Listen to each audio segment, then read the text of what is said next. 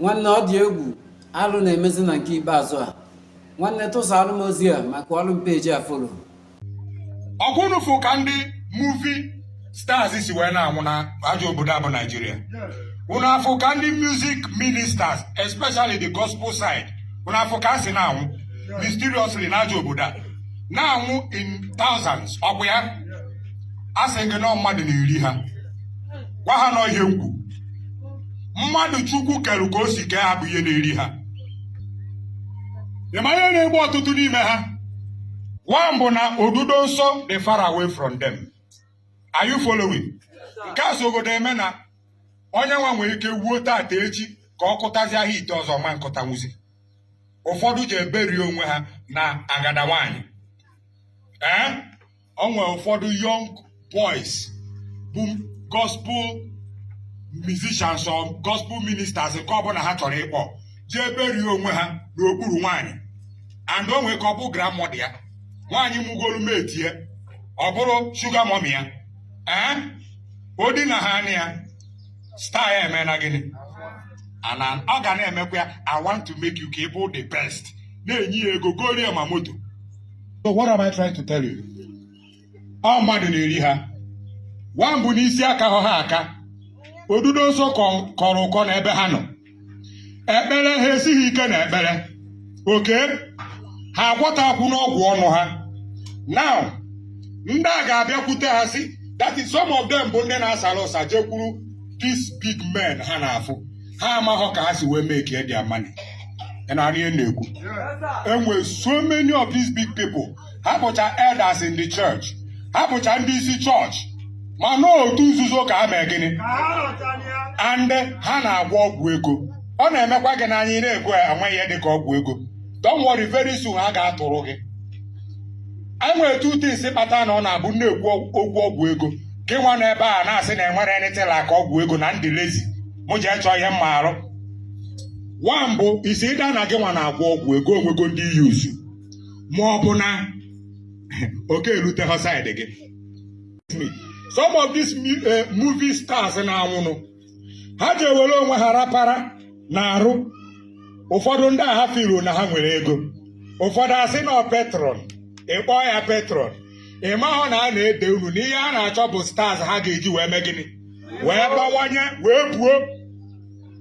A lot of things na-eme na the spiritual realm mana unu amahụ. Ọ bụrụ na isi aka ha ga-aka ewere gị bezuo ọnụọgụ. Ị na-anụ okwu m? Gị nwa bụ onye na-asị na ị nwere call of the call to minister is upon me. Wee kwarụ gị jee n'ofu chọọchị dị aṅa iru ebe a ọ bụrụ na inyocha ha ọfụma let me tell you ọ bụrụ n'eziokwu n'aka nke onye nwanyị na o nwetụrụ potential ị nwere ma n'isi aka ha ga-aka ewelu gị mezuo ọnụ gịnị erie gị jọs agụrụ gị ka azụ ịma crayfish agụrụ gị otu ata anyị na ihe na-ekwu ya kpata njisi gị ebe ọ bụla ị na-azụ ụkwụ kịta cheki ọfụma. The other day, my friend na-afụ trumpet just nwụọ. Ka m gwa gị ihe eji egbusisi ndị mmadụ kịta. Ọkwa ma ndị high priest nọ na ya na-arụ ana na-agwa gị. Ma ndị kedu ha ndị daddy GOs. Ma ndị mommy GOs. Ma ndị powerful prophets. Ọ ha na-arụ ya na-agwa gị. After all, some of them na-eno ya na-agba amagba. Kedu ya na-akpọ ọkwa ose na-abụ ka e wee na-afụ ụzọ karịa. Enwere nke nwoke nwee nke nwaanyị. Nkwucha akịta efukwa ndị ya asị m how do you know this is because you are into it. Ngwanụ nsogbu adịghọ. One day ndị anwa nọ into it ga-evisit gị were gị mejuo ọnụọgụ iwee gee ntị n'ihe na-agwa gị. Ose na-abụ enwere nke nwoke nwee nke nwaanyị ọ bụ ya. Nke nwoke anọ na a na-ere 1 million nke nwaanyị a na-ere 800,000. Ino ha anya kịta ọ bụ na success ka ị chọọ success na-eme gịnị ebe ọ bụ na itinyere aka anabata gị. Yes, ọ ya ka so many people in and as powerful prophets, powerful high priests na-eno kịta eno ya ka ministry ha wee mee gịnị wee baa ma ọ nwere ndị nke ha na na-aza afọ kịta maka detin na-ede na n'ahụ ọ dị na si ọ na-aza onye anwa aza onye anwa n'afọ anọkatazi onye ku ume ka oke efi When they can eme ka we dey popular. Ka ha nwee so many members. Are you following? Ihe ni na abụkwa ka we chute ego. Ka we nya moto gara karịsị ọnụ.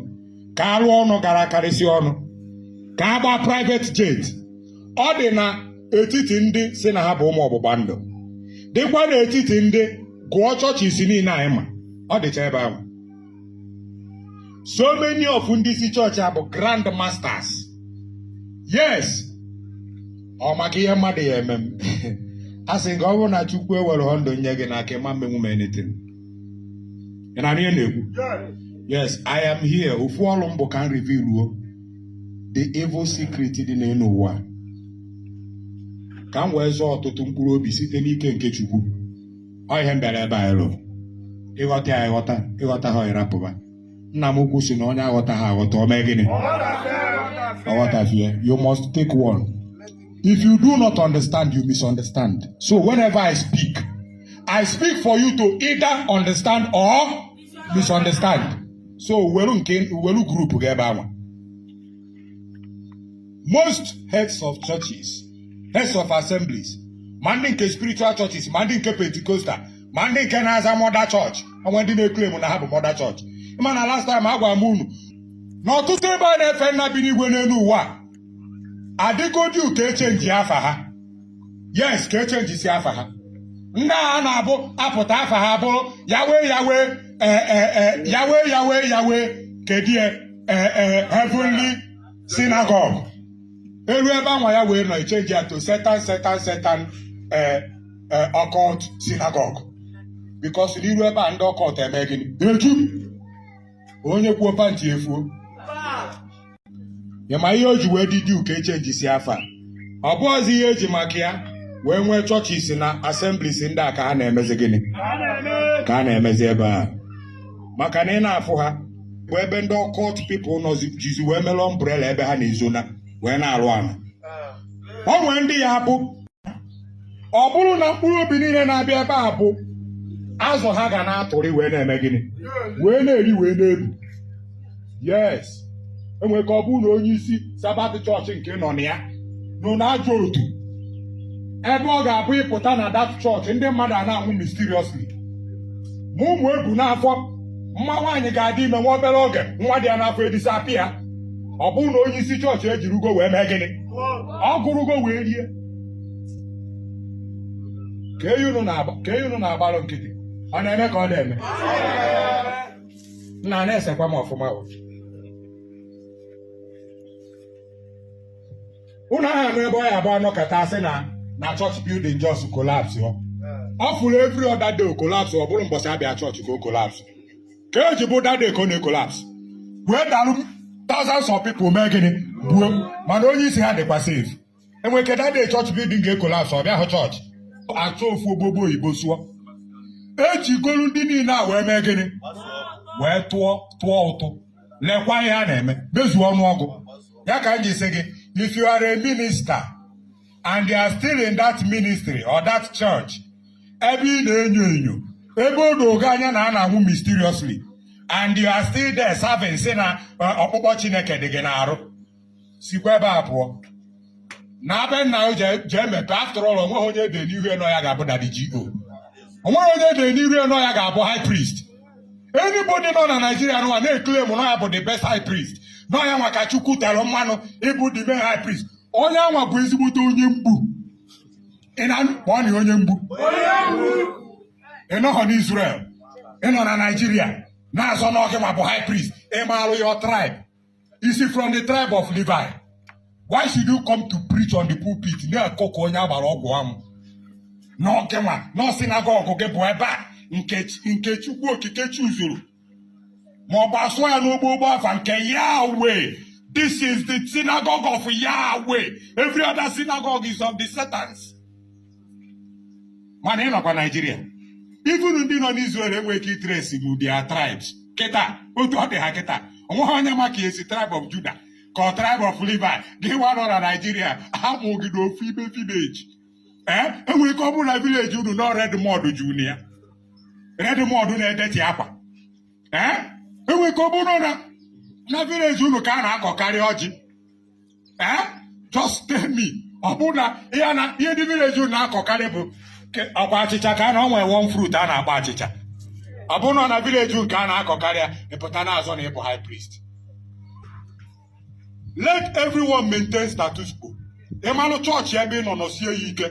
Kama ị ga-eme bụ tụọ Chukwu okike egwu. Ị na-anụ okwu m? Ka ị nwa na-eje chọọchị ebe ọ bụla ị na-eje ma nke a ịbịa kịta nyochakwa ebe ọfụma o. In fact, achọrọ nka ndị members niile ya Yeshua the King na-ewepụta 7 hours every day ka ị wee na-enyocha mụnwa. Enye gị as assignment. Ị na-anụ okwu m? So that ọ bụrụ na inyochapụta m na onwego ka m si wee mee, i were ọsọ si ebe a pụọ jee chọọ ebe ka mma. Are you following me? Na mụ na gị na ebe anyị na-eme na anyị na-efe Chukwu, mana o nwere ihe ọzọ na-asọpụrụ karịa onye kere eluigwe n'ụwa. Ka m finish nke m na-ekwu. All ndị rich men na-anọ n'otu nzuzo na-eri all these gospel musicians na-anwụ mysteriously. My friend na-afụ trumpet nọkata mbọsị anwụọ mysteriously. Ị maara ihe a jizi egbu ndị mmadụ kịta? Ha ga-eme gị ịda na ị na-aya na ị na-enwe kidney problem, ma na ị na-enwe heart problem, ma na ị na-enwe liver problem. Ọ ihe a na-egbu so many people ha na-egbu. Ị nwere ike ị na-aya ọya kịta, ị je seek help from these people.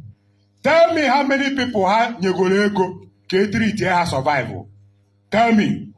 Gwa m mmadụ one nọ n'obere ọya. These rich occult rich men nyegoro ego ka e treat ha survival. Ka enwe ije kwuru ahịa ọha for help bụ ihe ha na-achọ since. Maka ha na-achọ onye ha ga-agụrụ easily. O jidezie gị ịma n'isi aka hụ gị aka ijewe ebe ahụ. Andị gị nwa na-eme niile akụkọ egwu, ma ọ niile afụka trumpet, ma ọ niile akpọka jita, mgbe ọbụla akpọ gị ije na-agụrụ ha egwu. Let me tell you, isi ka gwa gị aka o. Asị obere nwa na-amụ iri elu, obi ga-eme gịnị? Obere nwa na-amụ iri elu, obi ga-eme gịnị? Before ejelu ha program, cheki ọfụma, maka na ha nwere ike ịgụrụ gị na accident n'okporo ụzọ. Ị na-anụ okwu m? Ị na-anụ ihe na-ekwu? Ma ndị pastọs nọ na ya, ma ndị general overseer nọ na ya. Okay?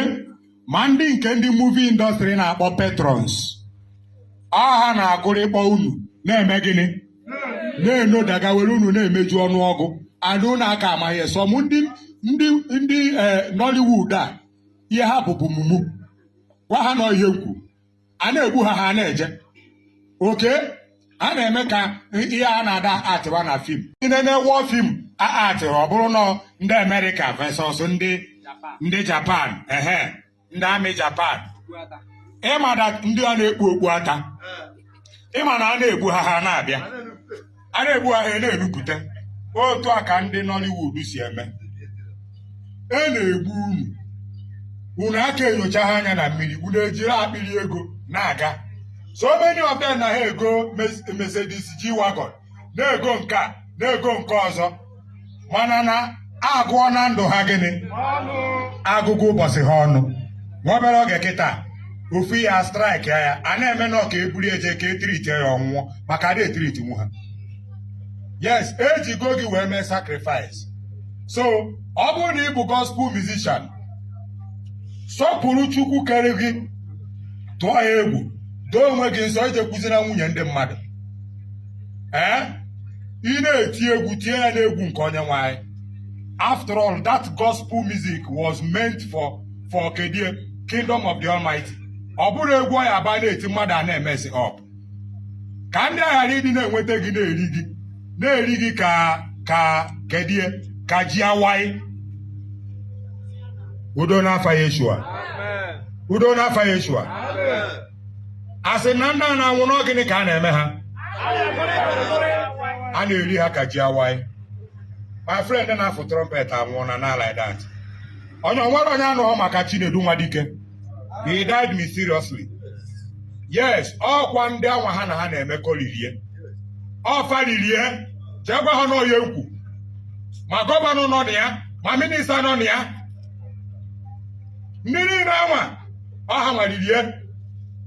otu a ka esi akwadokwa ndị ọzọ anyị eri enwere ike na ọ bụrụ na gị bụ gospel musician na-ama akigo gị ka eri elu agụ ifu esoghị na Abuja eje ebe anwa ọ bụrụ na onye kpọọ gị show edozigo otu esi wee kwụrịkpọ onye ọbụla tinye anya n'ala anya ruo n'ala ma gị bụ onye na-eje ekpere na-eje chọọchị anya ruo gị ala ma gị bụ pastor who wants to serve under a denomination anya ma egene saa anya gị asa ma gị bụ gospel musician na-achọ ije show na even church program anya ma egene maka church program a onwe ka ọ bụrụ na onye na-organize ya nọ n'otu nzuzo ọ bụrụ na gị ka a na-ede alemiteli anytime ha bụrụ any star ha na-abụ ụba karịa. I don't know whether you are following. Mbosi ego kọ ha na anya ka ngwa gị any day ego kọrọ ha o wee bụ na o nwere akwamozu a chọrọ ije and ha need ka aje ebe anwa mee show ihe a ga-eme bụ duto na ego kọ ha nwee ike tikwuru ofu onye na-agara onwe ofu onye na-akwabara enwe ha ya afụrụ ya as just ka enweta obere chenji ejije pasmaga. O nwere ihe na-eme na spiritual realm achọ nke unu malụ ebe a nnọ kịta ọ bụrụ na nnọ n'otu agụọna m mmadụ one mma ewere ebe after feast. I don't know whether you are following.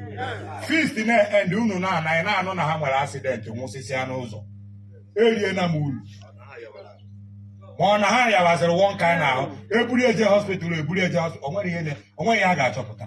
The highest na ya agwa gị bụ na kidney efe elugo ma ọ na liver ya enwego problem ma ọ na fat dị na gịnị na heart ya ma ọ na liver ya ihe niile ashị and ị na-eje meeting anywhere ebe ndị big man na nna ha agwa gị nọ eme na ngwa ngwa ịdị na-eri ya na-asa abụghị ebe ahụ asị gịnị ya na-asa abụghị ebe ahụ ihe ọ na-egbu bụ slowly nke a ga-eji nwa nwayọ na-eri gị ka ị na-ashịrị nke ka ha nwa na-ebuwanye. I don't know whether you are following me. Ana m akụziri gị ihe mmụọ. All this revelation ka m ji wee bịa taa m gaghị ekwuzikarị otu a ka m mee recap of ihe m kwugoro. Asị m na ndị isi ụka niile n'idi kịta ka a chịkọta onwe ha ka anyị wedo onwe anyị na na-achọ iru onye kere n'igwe n'ụwa. Obodo dị ọkụ kịta akwụnụ na-anụ maka flood iruo saịdị Asaba kịta mmiri atụsịsịa na ndị Asaba ha pụtazịa n'akụkụ ụzọ were naịlọn wee na-alụ ụlọ. Ọkwa eziokwu mọdazi ka ọkwa eziokwu unu anụ ya unu anụrụ ya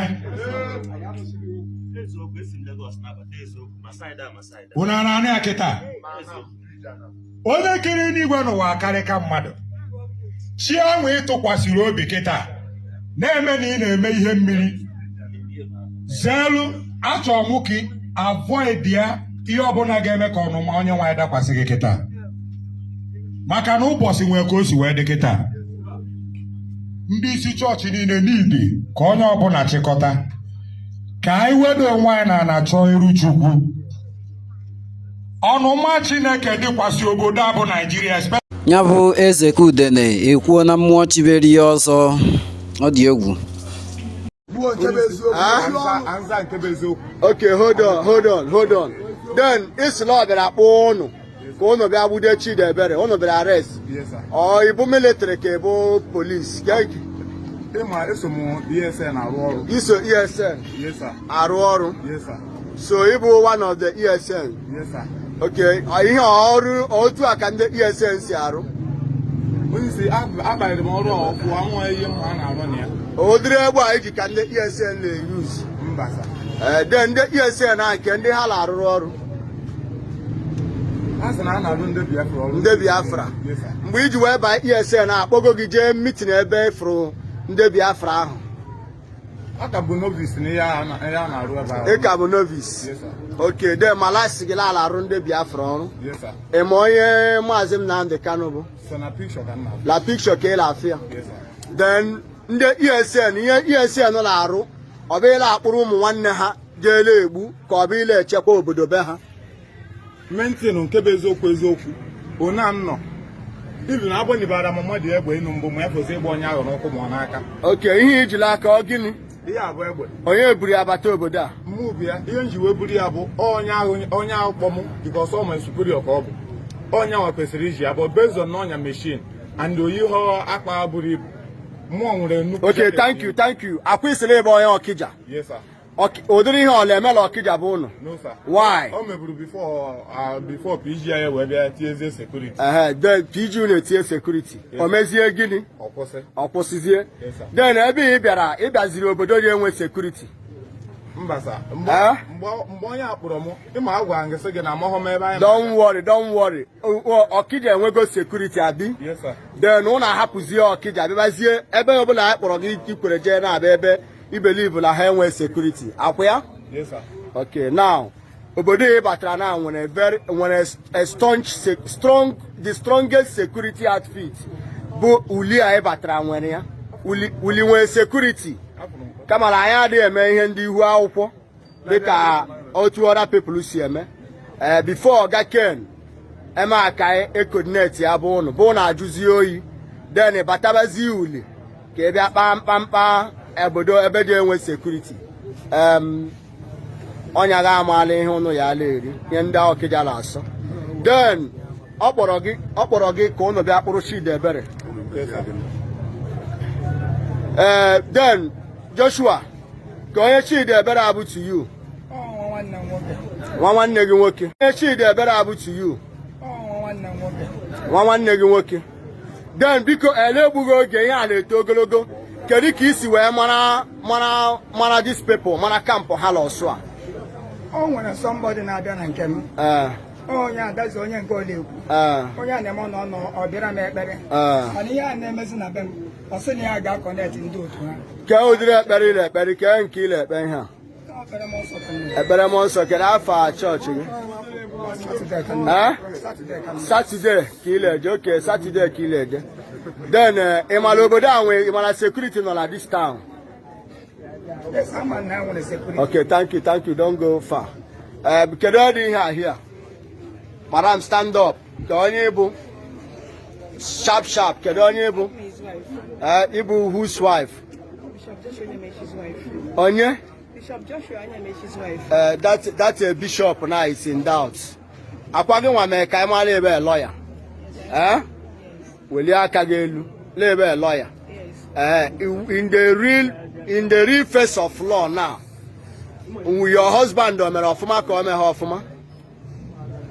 In the real face of law, your husband, a lawyer as you have claimed to be, because we know that you are not a real lawyer. Adịghị nke gago law school, but coming to law, your husband o mere ọfụma ka o mere? Unu emere ọfụma ka ọlụ unu emere ọfụma? I am frustrated. Una frustrated. Thank you. Hold on there. Hold on. Onwego mgbe my brother coming. Onwego mgbe ngila digi kpọrọ some people ha abịa kurisie ụlọ ndị mmadụ before mgbe bịa kwa ozu your mother-in-law. Oga, onwego mgbe apịarisi alụmakobe ụlọ be nwanne gị nwoke. Unu jere zone 13 barrister Okoli jere belu ha. Onwego mgbe ihe dị otu a mere? Onwego mgbe anyị mere this kind of thing na bụ. Okay, then ukwu akpụ ebe ahụ ị nọ kwa gị nwa bụ onye nwere ihe ala ukwu akpụ ebe ala Ife. Okay. Then kedu ka nwaanyị ka isi wee mara these people? Ka ihe gbara anyị before maka nwunye gị and the contact isi wee mara these people?